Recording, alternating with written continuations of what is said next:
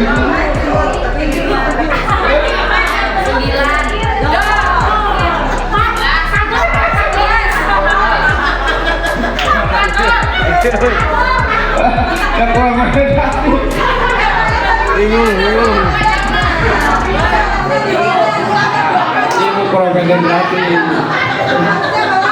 Oke, berdiri lagi. Ikuti gerakan sesuai dengan perintah saya. Kalau saya perintahkan, pegang tangan. Ya.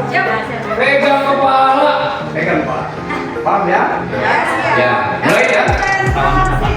Pegang kuping. Pegang kepala. Pegang perut.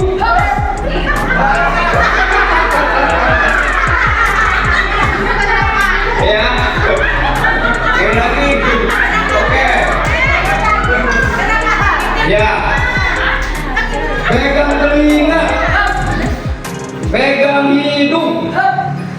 Tunjuk mata. Pegang pipi. Masa pipi ini? Pipi baik. Ya, udah, terima kasih Bu Marni ya.